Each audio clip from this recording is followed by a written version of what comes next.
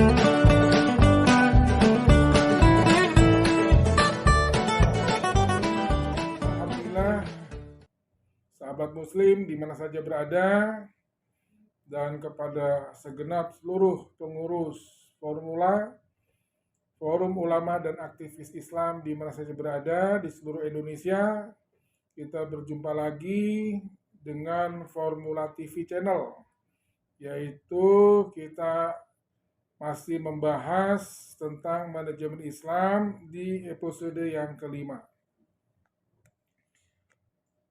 Jadi manajemen Islam itu adalah bagaimana kita memimpin atau mengendalikan roh jiwa manusia untuk menuju Allah sesuai yang dikehendaki Allah dan Rasul-Nya.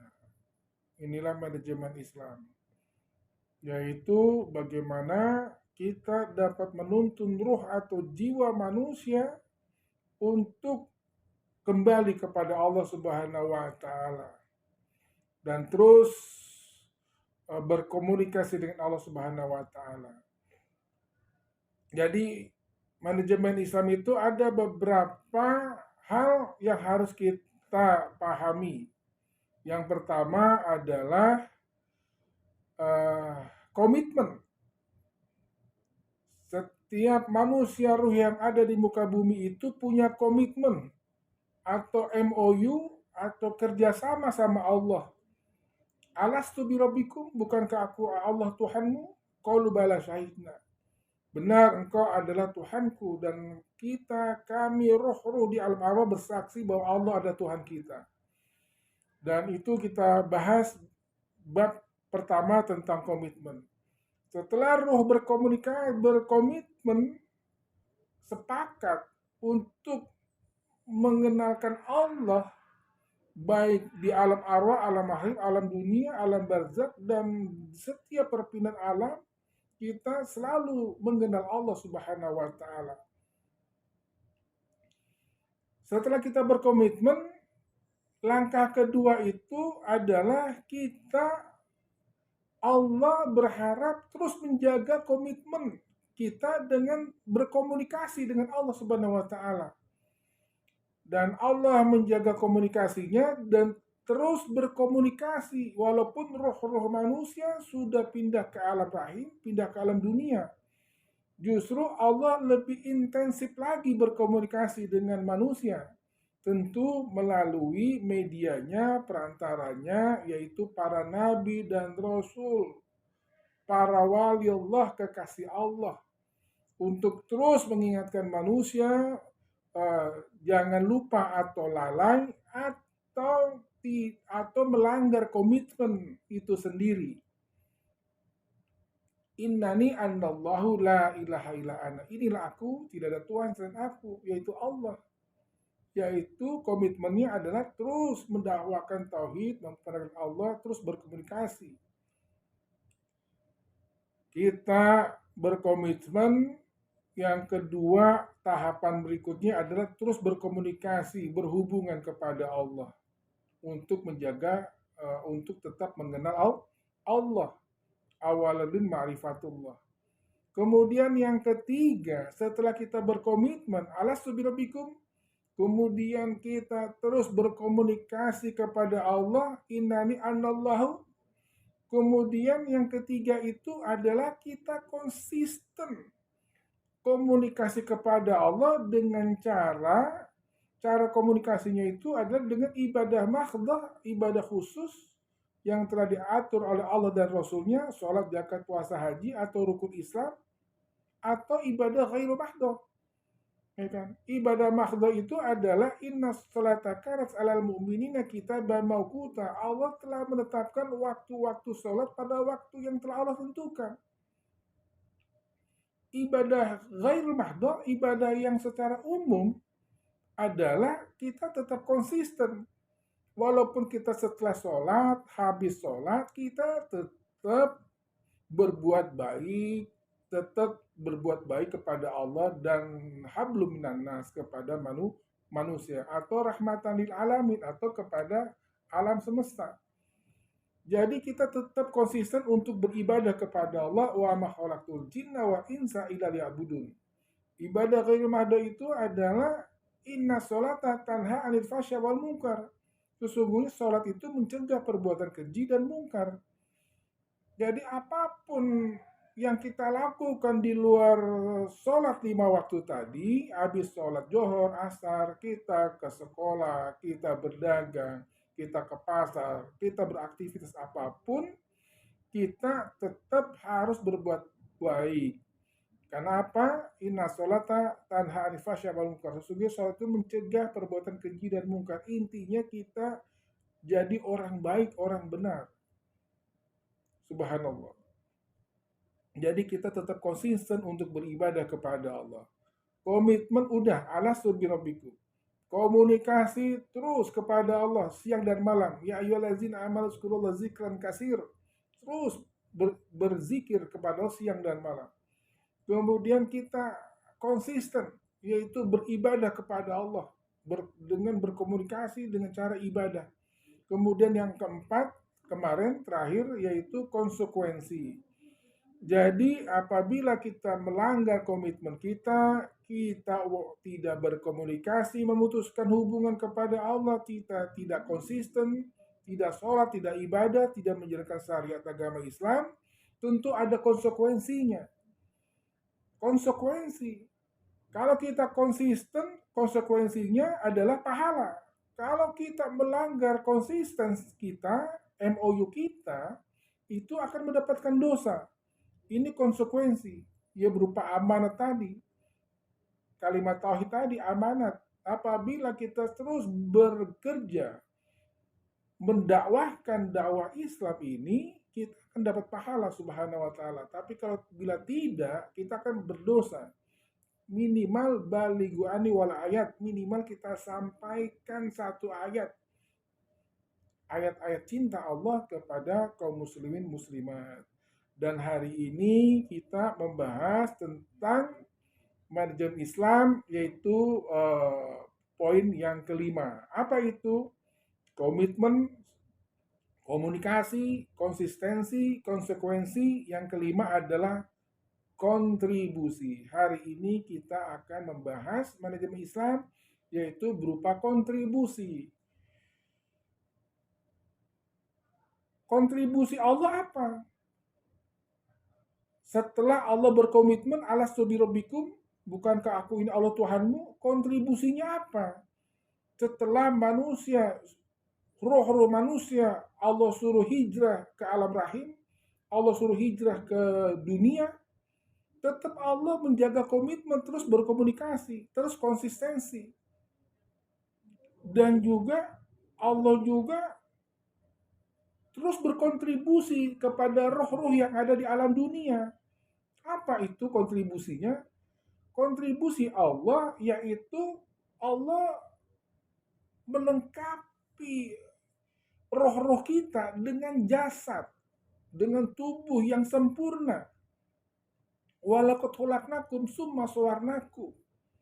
Allah menciptakan manusia dengan sempurna ciptaan. Laqad khalaqnal insana fi ahsani taqwim. Allah menciptakan manusia, tubuh manusia, bentuk manusia dengan ahsani taqwim, dengan sebaik-baik ciptaan.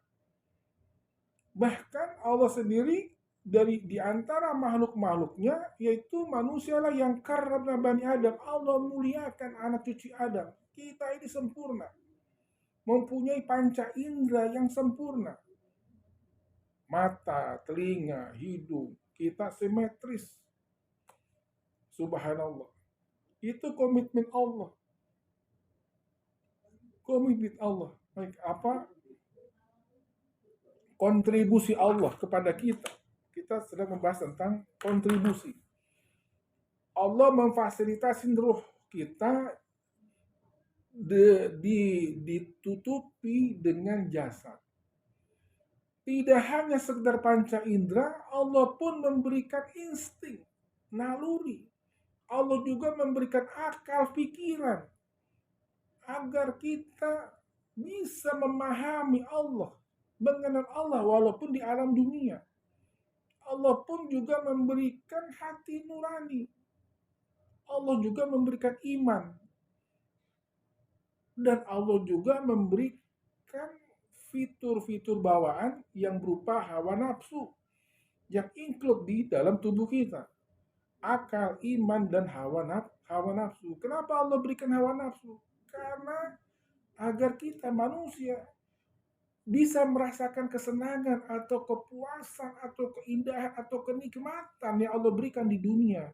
Kalau tidak ada hawa nafsu, nggak mungkin kita bisa merasakan kenikmatan berupa harta, tahta, mahkota, jabatan, wanita. Itu adalah nikmat dari Allah. Binikmati rabbika fahaddits, atas nikmat yang Allah berikan, nikmati, ya kan? Nikmati, ya kan? Faskurli askurku washkurli wala takfurun, bersyukurlah. Wa istadzalakum la in syakartum la azidannakum wa in kafartum inna azabi lasadid, bersyukurlah. Fa bi ayyi ala'i rabbikuma tukadziban, nikmat Allah mana lagi yang kau dustakan, bersyukurlah. Itu nikmat yang melekat pada diri kita. Dan juga kontribusi Allah kepada ruh, tidak hanya kita diberikan casing tubuh atau yang kendaraan berupa tubuh yang sangat sempurna ini, juga di alam dunia Allah berkontribusi kepada ruh manusia.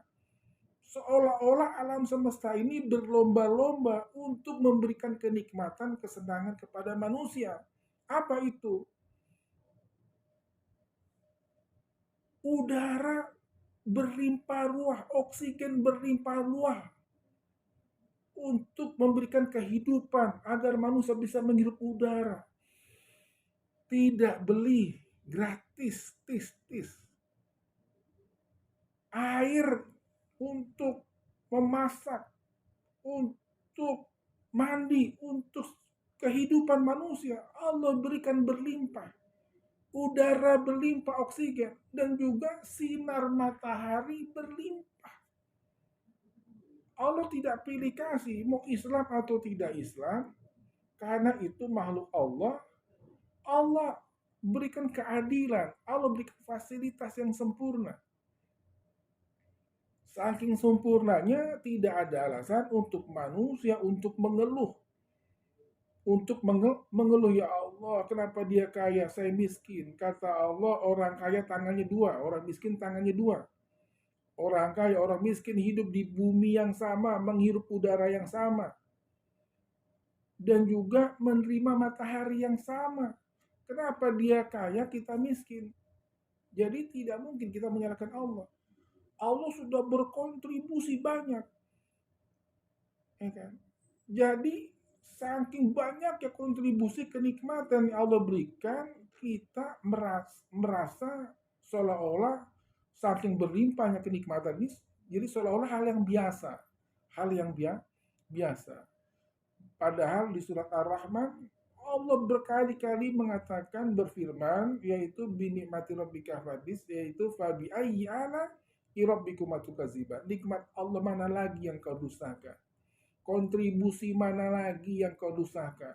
Nggak cukup apa Allah memberikan sarana, prasarana, dan fasilitas kepada roh atau manusia di muka bumi ini. Kita intinya kurang bersyukur begitu banyak ya kontribusi kita. Sedangkan bagaimana kontribusi roh-roh manusia di muka bumi kepada Allah? Bagaimana kontribusinya? Sedikit sekali. Padahal Allah hanya minta sholat 5 waktu aja untuk sujud, untuk tanda kita kontribusi kepada Allah, yaitu wa ma khalaqtul jinna wal insa illa liya'budun, tidak kuciptakan bangsa jin dan manusia kecuali untuk ibadah. Intinya kita manusia udah sujud aja, ibadah aja, minimal sholat 5 waktu. Kontribusi kita, Allah hanya berharap kalian, kita manusia, minimal ente sholat 5 waktu aja. Sholat 5 waktu. Ummati as-sholat. Minimal kita sholat, ibadah kepada Allah. Minimal, itu minimal. Karena apa? Karena yang pertama kali Allah tanya di akhir nanti, awalu ma yuhasabun yaumal qiyamati as-sholat. Fa'in solohat soloha sa'iru amalihi. Apabila kita baik sholatnya, maka dianggap baiklah seluruh amal ibadah kita. Fa'in fasadat sa'iru amali. Apabila sholat kita fasadat tidak baik, maka dianggap tidak baiklah amal ibadah kita. Intinya sholat. Apapun kondisinya kita sholat 5 waktu. Kontribusi kita sama Allah. Minimal sholat 5 waktu. Jangan kita sholat nunggu tua. Sampai tua kita mesti sholat 5 waktu. Beribadah kepada Allah. Jangan kita sholat pada saat mau mati atau sudah mati baru kita disolatkan. Jangan. Suruh sholat kagak mau. Suruh jadi makmum kagak mau. Suruh jadi imam apalagi kagak bisa.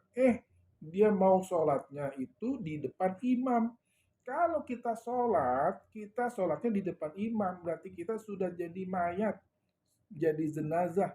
Kita sudah mati, kita disolatkan. Apapun kondisinya, kita mesti sholat. Kalau kita nggak mau sholat, dipastikan kita akan disolatkan. Subhanallah.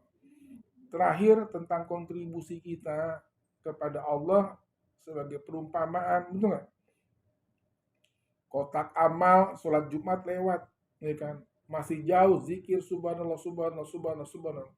Kotak amal sudah satu baris, sebentar lagi nyampe ke depan kita. Astagfirullah, astagfirullah, astagfirullah.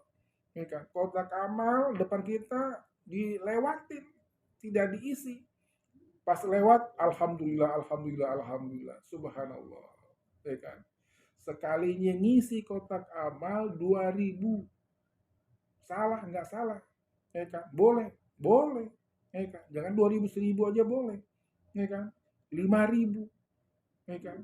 Itu pun 2.000, 25.000, kita punya duit 10.000, satu 5.000 bagus, satu 5.000 lecek, sama-sama nominalnya 5.000. Kita memberikan kepada Allah 5.000 lecek,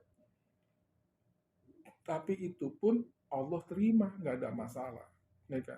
Tapi 2.000, 5.000 inilah yang akan membela kita habis-habisan menghadap Allah pada saat kita mati atau meninggal dunia, yang akan membela kita. Duit yang 2.000, 5.000 ini yang menjadi amal kita. Jadi kita beramal 2.000, 5.000. Kita beramal, tapi kita ke mall justru 100.000. Kita amal 2.000, justru ke mall 100.000. Ini kan sesuatu kontribusi yang tidak adil. Kontribusi kita kepada Allah, Rasulullah, kepada agama Islam itu kurang adil, saudaraku.